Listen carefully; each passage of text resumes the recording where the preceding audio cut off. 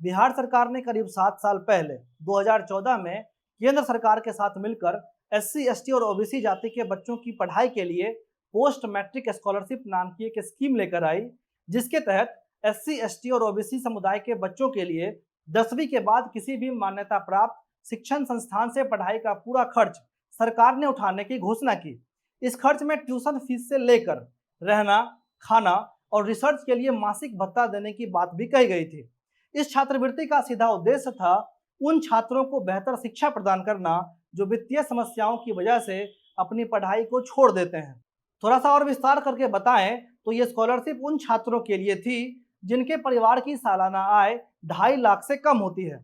सरकार के इस पहल का असर भी हुआ और 2014 में 10वीं के बाद पढ़ाई करने वाले दलित छात्रों की संख्या जो 14% थी, वो आने वाले सालों में बढ़कर 23% के आसपास हो गई। लेकिन योजना के लागू होने के मात्र 2 साल के बाद यानी कि साल 2016 में बिहार सरकार ने अपने पैर पीछे खींच लिए और इस योजना पर कैप लगा दिया गया। यानी सीधे शब्दों में कहें तो उससे पहले जो असीमित राशि की योजना थी, उसका अब बजट निर्धारित कर दिया गया, जिसके बाद वैसे कई छात्र जिन्होंने इससे पहले सरकार का हाथ थाम कर अच्छे अच्छे यूनिवर्सिटीज में पढ़ने के लिए गए थे, सरकार ने उनका हाथ छोड़ दिया और इन बच्चों का सारा खर्च इनके कंधे पर लद गया। अब दिक्कत ये थी कि सालाना 2.5 लाख से कम इनकम करने वाले परिवार के इन बच्चों का पढ़ाई का खर्च महंगे ब्याज पर लिए पैसों से चुकाना पड़ा और सरकार की आस में ये लोग कर्ज के जाल में फंस गए और जो लोग पढ़ने के बाद बेरोजगार रह गए हैं, उनके लिए ब्याज पर लिए पैसों को चुकाना असंभव सा हो गया है।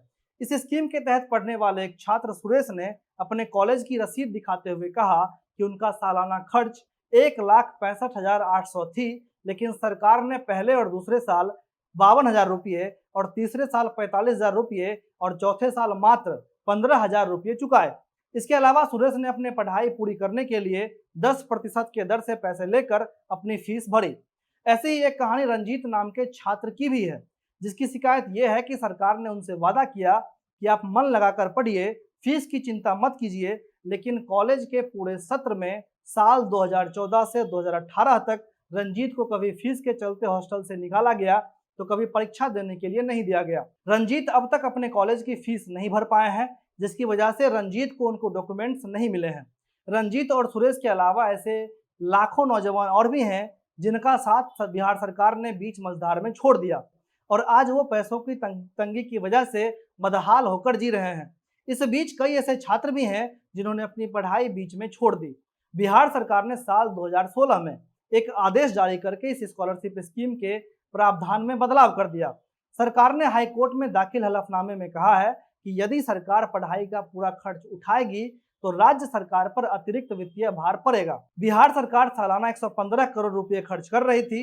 और फंड घटने के बाद केंद्र सरकार बिहार सरकार की मदद करती थी। हालांकि इस पैटर्न में बाद में बदलाव कर दिया गया और अनुसूचित जाति के छात्र के मामले में केंद्र और राज्य सरकार का 60 और 40% हिस्सा रहा और अनुसूचित जनजाति के मामले में केंद्र और राज्य सरकार का 75 और 25% का हिस्सा पड़ता है। हालांकि पिछले साल मोदी सरकार ने दलित वर्ग के छात्रों के हित में बड़ा फैसला लेते हुए एक घोषणा की थी कि अनुसूचित जाति से आने वाले बच्चों की शिक्षा पर अब प्रतिवर्ष 5 गुना अधिक धनराशि खर्च किया जाएगा।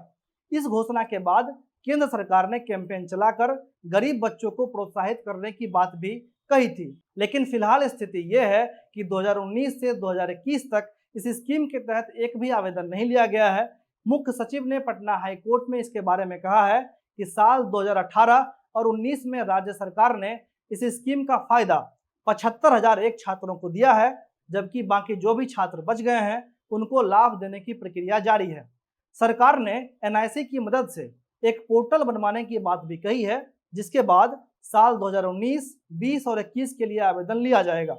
सरकार ने जिस वित्तीय भार को आधार बनाकर इस योजना को सीमित किया था, उसके विपरीत सीएजी की रिपोर्ट ये कहती है कि साल 18 और 19 में अनुसूचित जाति के कल्याण के लिए जो भी पैसा आया, उसमें से अधिकतर पैसों को बिजली, सड़क और बांध पर खर्च कर दिया गया। दूसरी तरफ इस योजना के अंतर्गत जितने भी छात्र ठगे गए हैं, अब उन्होंने हाईकोर्ट में याचिका दायर किया है। हाईकोर्ट में याचिका दायर करने वाले youth for Bihar Adivasi right के अध्यक्ष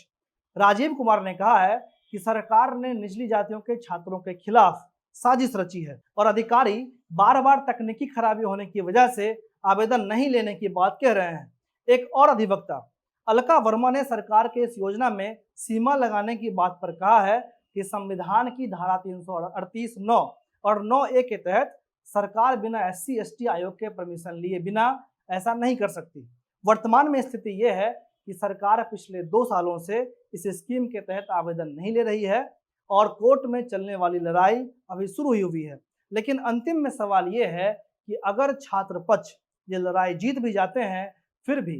कई ऐसे छात्र हैं जिनका परिवार आज भी कर्ज के बोझ के तले दबा हुआ है। उनका क्या होगा?